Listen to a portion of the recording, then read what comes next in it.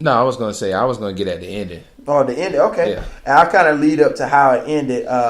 Tennessee, to me, had several opportunities early in the game. Right. They had a lot of like blown drives. They had multiple first and goal situations, like at the 1 yard line type situations where no points came out of the drive. Like, how are you like right there at the doorstep of the end zone and can't punch it in? I know football is a game of inches, but still you would think that many opportunities and you can't get the ball in the end zone there.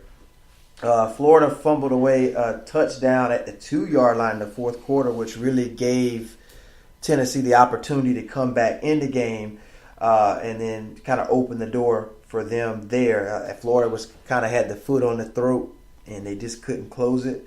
And then at the end of the game, that Hail Mary pass, man, Tennessee's coach was kind of he took a lot of heat for a blown coverage on the last play of the game. Exactly. You would think that's something they practice, in practice, like against these Hail Mary opportunities. But what was your take on that last That's play? pretty much what I wanted to get on, man. Pretty much when it's that much time, like what was it, like 9 seconds left around that time, they're going to try and throw it towards the end zone. Like, I don't know that they believe that they was going to try and get a short pass and hit a field goal, but in my eyes, like, you pretty much know without a shadow of a doubt it's going to be a Hail Mary. And for them to just have that one person trailing behind while he's wide, like you said, it was pretty much wide open because he caught it with no contest. Like, there was nobody there to stop him. There was only two guys, and they were still like 2-3 feet behind when he finally caught that ball. And it's to me, it's really disappointing. Like you said, it was definitely a blown coverage. But like you said, that's something you should know. I guess they didn't either trust the quarterback's arm, they didn't feel like he can throw it that far, or like I said earlier, they just maybe for whatever reason thought that they can get a short pass off with enough time to kick a field goal, which I don't even know if they had any timeouts left. So. Mm-hmm. But my thing is, you would think you practice, whether you're college, whether you're NFL, for those types of scenarios. To at least have one person in the have end zone. somebody back deep. Usually they send everybody back. Right. And then you have those situations where it's like 7 people in the end zone. They just trying to bat the ball down. That's what I would expect. At expect. that point, you're playing for overtime. So, exactly. And, that's just a blown play there. That was a wild ending to that one. Florida does get the win, their first win of the season. They're now 1-1 on the season. Tennessee drops to 2-1. The final score of this one at the Swamp was 26-20. So that was a rough ending for Tennessee. Hopefully they can try to bounce back from that tough loss on the road to Florida. The next game that I have on schedule is Texas versus number 4 USC. This is a rematch of the classic 2006 national championship game. We all remember. Wasn't that Reggie Bush? Was Reggie Bush? Yeah, Reggie Bush, Lindell White, Matt Leinart, Vince Young. Yeah. In attendance at the game was Vince Young, Matt Leinart, and Lindell White at the game. The game was in the LA Coliseum. This is the first time they've played since that historic game. That's probably been one of the best college championship games I've ever seen. Now, we've had some close ones over the past couple of years. The Clemson-Auburn game. Not Clemson-Auburn, the Clemson-Alabama game. And then we had the Auburn-Florida State game. We've had some really good championship games over the past few years. But this one always tends to stand out for me. From that 2006 game. What do you remember from that game? Like I said, I just remember Reggie Bush and his this running. I think that was where they showed him doing that great hesitation jump back at the end to kind of juke the people out of bounds. That's really my biggest takeaway that I can remember from that game is just seeing Reggie Bush like finding out who he was before he got to the NFL. Yeah, that was a classic game. Going into this, I just felt like there's no way they can live up to the hype of that game. There's no way you can outdo that game. But this was actually a pretty exciting game. Really? Sam Darnold, we know he's on the Heisman watch right now. He had a wonderful game. I think he went 28 for 49 or something like that, 397 yards, almost 400 yards passing him. And this dude He's putting up some huge numbers, man. 3 TDs, 2 interceptions. What do you think of his performance?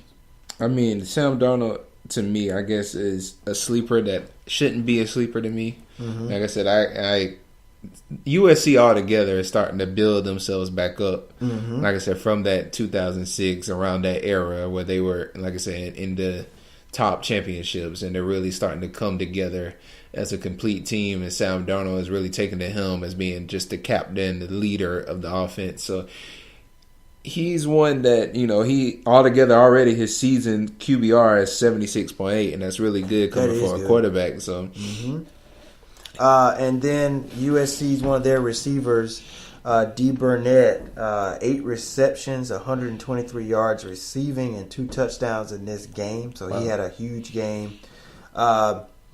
Texas's quarterback, Ellinger, he was 21 for 40, 298 yards, 2 TDs, 2 interceptions.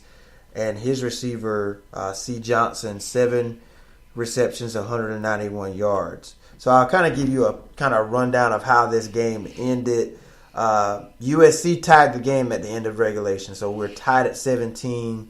They had a 9-play, 52-yard drive at the end of the game where McGrath hit a 31-yard field goal to tie the game. So in the first overtime, USC scores on the very first play of overtime, Sam Darnold with a TD pass, pretty much a walk-in touchdown. And then Texas answers right back with a touchdown of their own. Beautiful touchdown, to say the least, by Ellinger, the touchdown pass he had to tie it up at 24. And then in the second overtime, USC defense holds Texas, forcing a fumble on 2nd and 2. And then at that point, how the college rules go in overtime, each team gets the ball at least once from the 25-yard line. That was their first possession of that overtime, so they turned the ball over. At this point, all USC has to do is score, whether it's a field goal, touchdown, they win the game.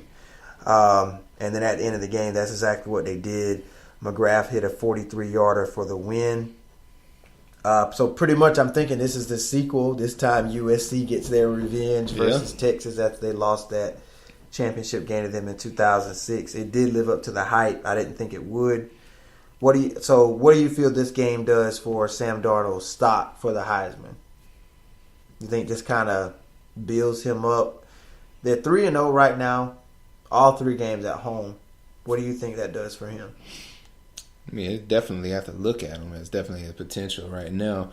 I mean, they are number 5, currently in the top teams, which we're going to get on that later. Mm-hmm. I mean, for you to still be undefeated 3 games in, even though there's still a good bit of other teams that's doing it in college league, but for you to still be ranked that high, you can't overlook that, especially with him being that facilitator, that person who's executing well in the passing, Despite him having a couple of, interceptions or whatever going on, he still has a good, like I said earlier, QB rating. He still is getting a phenomenal amount of yards so far in his 3 seasons. So you have to look at him still. Like, he can't be overlooked in this year's Heisman race unless something happens, which I don't see happening. Yeah, he's putting up NFL caliber numbers right now.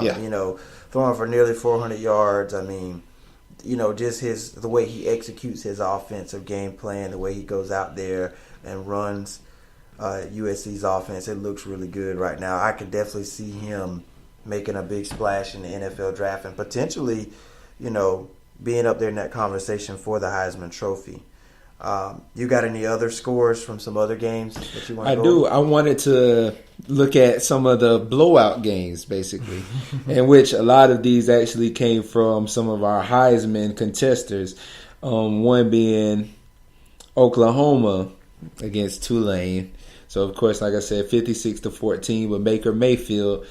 He had a great game again. 4 touchdowns, 17 out of 27 for 331 yards. And, I mean, like I said, it's not much to expect out of it. You would expect Baker Mayfield to do this. Yeah. So it's just something that helps him on his Heisman, stats. So that's kind of why, I jotted that down. So it really wasn't much unless you had something to add. No, I kind of figured they would run away with that one. And another team that, I was hoping to still be this good, and they're showing themselves, even though this was a blowout game again. Penn State 56-0 against Georgia State. Ooh. So, I mean, like I said, which was something you would expect to happen. Their quarterback, Tracy McSorley, had 18 for 23 for 309 yards and 4 touchdowns, which he had a touchdown pass for 85 yards, and that broke the Beaver Stadium record. Wow. So that was one thing. But their Heisman contestant, Saquon Barkley, had 10 carries for 47 yards, but had 4 receptions for 142 yards with 1 touchdown. And he was the receiver for that 85-yard touchdown. Wow. That's huge. Anytime you can, receive a touchdown for anything 50-plus yards or more, that's just a breakdown in the defense and a great play by the receiver and the quarterback. Exactly. The last one I wanted to get in was Oklahoma State beating Pittsburgh 59-21. Another blowout. Like I said, I only got the blowouts, which is what you would expect from the Heisman's playing against these kind of teams. Mason Rudolph had a great game. He went 23 for 32, 497 yards, 5 touchdowns with just 1 interception. And then their running back, Justice Hill, he had 91 yards and 11 carries with 2 touchdowns. But the biggest thing was, of course, Mason Rudolph throwing the ball for almost 500 yards with 5 touchdowns. So almost a touchdown for every 100 yards. Wow. So that's huge. That's huge. Some other notable games also, too. Close to home for us here, the South Carolina Gamecocks suffered their first loss of the season to Kentucky. This is actually their 4th straight loss to Kentucky. They've had South Carolina's number over the past couple of years here. In this game, just wasn't a lot of offense going on for South Carolina. Kentucky's defense kind of controlled the game a little bit. A lot of missed field goals by their field goal kicker, Fry. So I'm pretty sure one of our good friends that we played tennis with, James Martin, is probably kind of upset about this loss. We maybe even try to get him on the podcast maybe one day to kind of talk about the Gamecocks. He's one of the biggest Gamecock fans that I know. Definitely. So I know he's pretty, upset about this loss. But they lost 23-13 to Kentucky. Okay. Again, like I said, I don't really expect much out of the Gamecocks this year. Especially as they get deeper into that SEC schedule. So, I mean, this could be one of those examples of why right here. Yeah. Ohio State got back in the win column after that tough loss to Oklahoma last week. They beat Army 38-7. Big Bad Bama is what I call them, over Colorado State 41-23. I was surprised Colorado State scored 23 on Alabama. Yeah, that's true. That was pretty kind of, I don't know if that came in garbage time or what, but still, that score don't look as good as it should look. Right. But Bama still got that win. Master Saban still in control of things down there. Exactly. One that shocked me was Mississippi State over LSU. They beat them 37-7. Rarely, just from LSU's football history, you rarely see them get handled that way. Ever since Les Miles left, I wasn't a big fan of their head coach that was relieved of his duties a couple of years ago. I think he should still be there. He had over a 70% win percentage there when he was there. He won a lot of games for him, won a national championship in 2007. But I just feel like they really overreacted because he wasn't beating Alabama a lot. But you have to look at nobody hardly beats Alabama. Exactly. So it's like his job was pretty much based off him leaving because, he's not beating Bama. Obviously, being in the SEC, you're going to have to contend with Alabama, but it's Alabama. Right.